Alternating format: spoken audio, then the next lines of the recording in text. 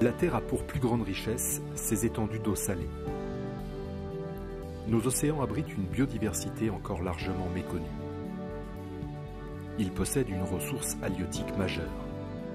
Véritable poumon de notre planète, ils jouent un rôle important de régulateur climatique via ces échanges océan-atmosphère qui recyclent l'oxygène que nous respirons. Ils génèrent de nombreuses activités économiques. En effet, le transport maritime est le plus important mode de convoyage de marchandises. La pêche et l'aquaculture fournissent des emplois directs et indirects à environ 200 millions de personnes dans le monde. L'océan fournit également un terrain de jeu pour nous tous. Sport nautique, vacances sur la plage, plaisance, croisière, pêche sportive, course autour du monde. Ces fonctions environnementales, économiques et sociales sont dépendantes du bon état de santé et de conservation du milieu marin. Selon des données récentes, seuls 4% de l'océan mondial serait relativement épargné par les activités humaines. Pollution par hydrocarbures, extraction de pétrole sauvage, surpêche, pêche illégale, piraterie, fonte des glaces, icebergs en perdition, toutes ces menaces pèsent sur l'océan aujourd'hui. Afin de préserver toutes ces richesses, les gouvernements développent des programmes ambitieux autour des aires marines protégées. Mais comment comprendre l'état de l'environnement sur des étendues aussi vastes? Comment définir les meilleures aires marines protégées? Comment par la suite les gérer et surveiller les activités humaines? La solution, prendre un peu de hauteur.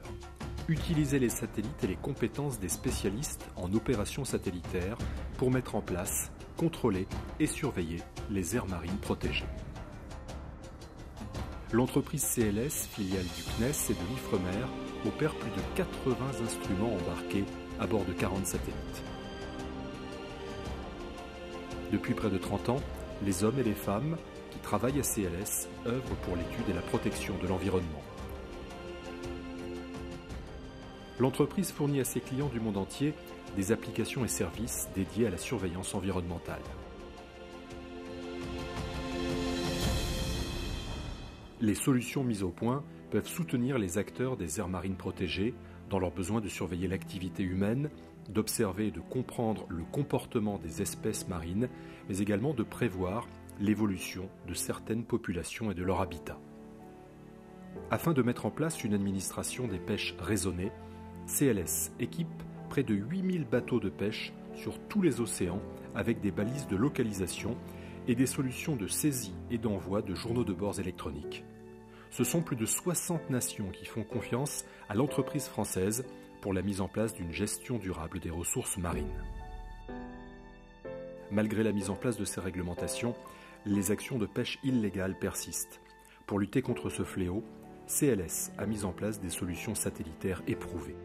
Damien Cazet a été directeur des pêches de 2005 à 2007 et directeur des affaires maritimes de 2008 à 2010. Il revient sur l'utilité des services satellitaires de l'entreprise française en termes de surveillance et de lutte contre les actions de pêche illégale. Nous avons des armateurs qui donc portaient ces emplois, notamment à La Réunion, qui constataient année après année, et les scientifiques le leur confirmaient, que l'extraction de pêche illicite était pour une bonne part dans la fragilisation du stock, notamment de l'égine. D'où l'idée de mettre un important dispositif de sécurité qui reposait sur deux actions. D'abord une présence en mer, avec la capture d'un chalutier d'origine étrangère qui se pratiquait cette pêche et qui a été ensuite reconverti en outil de contrôle. Et cet outil de contrôle aurait été aveugle sans dispositif de surveillance.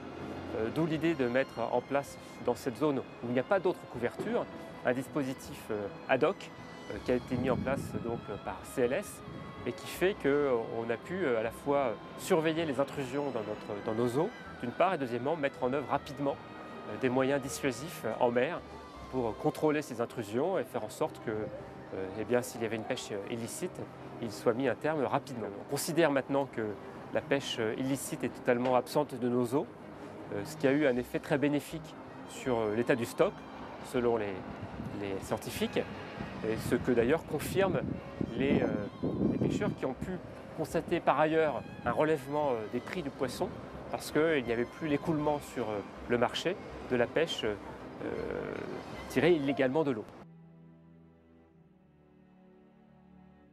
CLS est spécialisé dans la lutte contre les pollutions. Détection par image satellite radar, suivi par satellite de nappes polluantes grâce à des balises adaptées. Prévision de la trajectoire de cette nappe par des modèles de dérive. Toutes les solutions développées par CLS sont déployées sur l'ensemble du globe, tant pour lutter contre les actes de pollution que pour maîtriser leurs conséquences et limiter les dégâts. Gilbert Lelanne est directeur du CEDRE, Centre de documentation, de recherche et d'expérimentation sur les pollutions accidentelles des eaux. On a commencé à utiliser des photos satellites au moment de la catastrophe du Prestige, donc en 2002. Un endroit où il y a un hydrocarbure en mer se présente comme une zone sombre sur l'image radar. En fait, le radar ne voit pas directement l'hydrocarbure. Ce qu'il voit, c'est une différence d'état de surface de la mer entre la zone où il n'y a pas de pollution et la zone où il y a un hydrocarbure flottant. En fait, la mer est beaucoup plus lisse à l'endroit où il y a un hydrocarbure. C'est ce qu'on appelle une mer d'huile, en fait. Et c'est ce qui est vu par le satellite. Le dernier exemple que l'on a de détection d'un déversement accidentel en mer détecté par un satellite, c'est ce qui s'est passé il y a 2-3 mois maintenant au sud de l'Irlande, où des images reçues ont permis d'identifier une pollution par hydrocarbures donc, qui avait été provoquée par un porte-avions russe et ses navires d'accompagnement. Les mesures qui ont été prises, c'est que les autorités irlandaises et britanniques ont fait décoller des avions de surveillance qui ont confirmé effectivement qu'il y avait bien eu un déversement d'hydrocarbures relativement important. Il y a eu une mise en alerte d'équipes d'intervention sur zone, donc en mer, et d'équipes d'intervention sur le littoral au cas où la pollution atteigne le littoral. En fait, cette pollution s'est dispersée naturellement en mer avant qu'elle ne touche quoi que ce soit. Le trafic maritime peut être autorisé dans certaines zones protégées étendues, mais il doit être suivi et contrôlé. Terminaux satellites, satellites AIS, satellites radar, logiciels d'intégration de données multisources, CLS fournit une gamme de solutions pour surveiller et gérer le trafic en temps réel. CLS est l'opérateur exclusif du système satellitaire de localisation et de collecte de données environnementales Argos. L'entreprise traite quotidiennement depuis Toulouse près de 6000 balises océanographiques, flotteurs, bouées ancrées, bouées dérivantes, bouées de glace, gliders. Tous ces instruments qui auscultent la planète océan voient leurs données traitées à Toulouse par CLS qui redistribue les informations aux scientifiques du monde entier. Mathieu Belbéoc est coordinateur scientifique du programme Argo. Le but du programme Argo est de comprendre la variabilité saisonnière des océans, de voir un petit peu comment les océans influent sur nos climats. Entre autres, Argo permet de comprendre quelle est l'origine de la montée des océans. 3000 de ces robots autonomes mesurent en temps réel la température et la salinité de la couche supérieure des océans. Ils descendent à 2000 mètres de fond et en remontant tous les 10 jours, ils mesurent une centaine de niveaux de température et de salinité. Et ils envoient ces données via les satellites Argos. Le programme Argo permet également de comprendre un petit peu mieux et de suivre le développement des événements climatiques extrêmes. Quand un ouragan se déplace, arrive sur une zone très chaude, il se sert de cette chaleur pour gagner en énergie. Donc Argo va nous permettre d'aller nourrir les modèles de prévision de l'état de l'océan. Avec près de 90 océanographes et plus de 20 ans d'expertise en océanographie spatiale, CLS est un partenaire majeur des plus grands programmes océanographiques européens, MyOcean, Copernicus. L'entreprise toulousaine est mandatée par l'Agence spatiale française pour le traitement des données altimétriques. Elle transmet aux scientifiques température, courant, niveau moyen des mers, concentration en plancton ou encore l'état de la mer, quelle que soit la zone d'intérêt.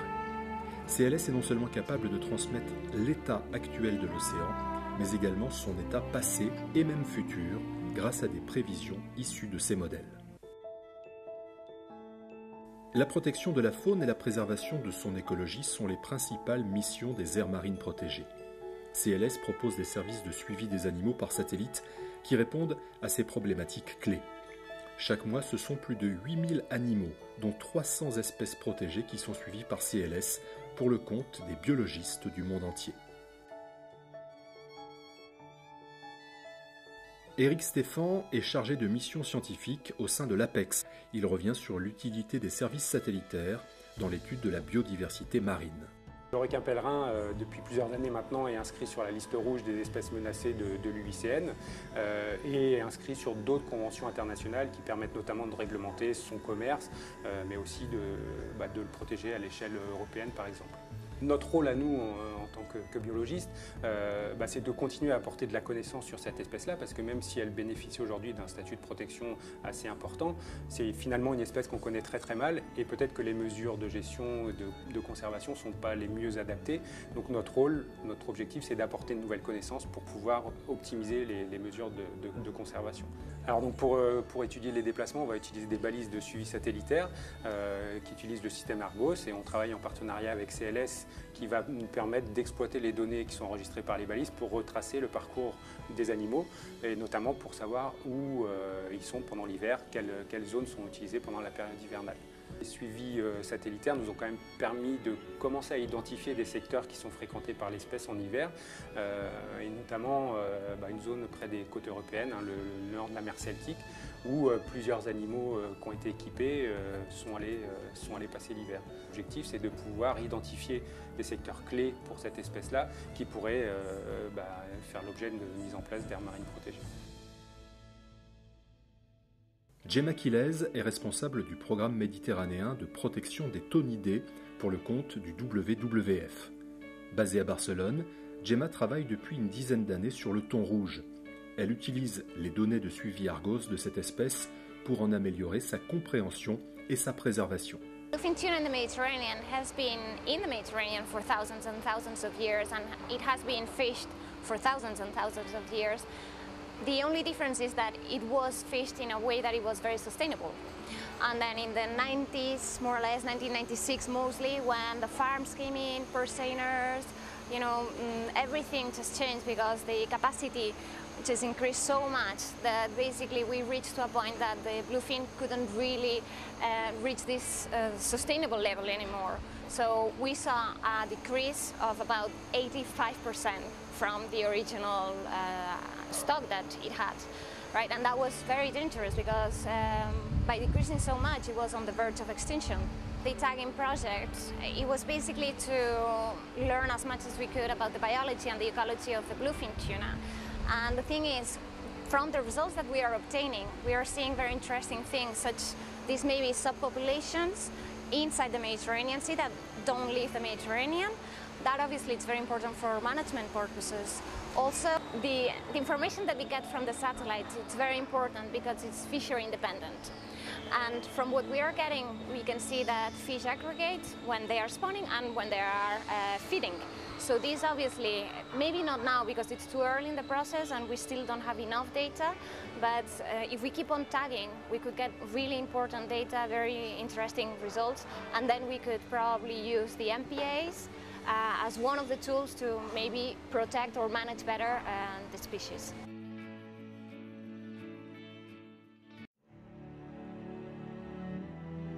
L'identification des changements subis par les écosystèmes marins est essentielle pour une gestion durable des ressources soutenant les impératifs économiques et respectant les enjeux écologiques à long terme. CLS propose des services de modélisation, de dynamique de population d'espèces pélagiques, d'analyse de leur comportement et d'identification de leurs habitats. Ces services renseignent les administrateurs des aires marines protégées sur les mesures de conservation à mettre en place ou sur l'adaptation de ces espaces dans le temps. Depuis l'espace, grâce aux satellites, les experts de CLS accompagnent les acteurs qui définissent, gèrent et surveillent nos aires marines protégées. Ensemble, ils œuvrent pour une stratégie environnementale durable du milieu marin.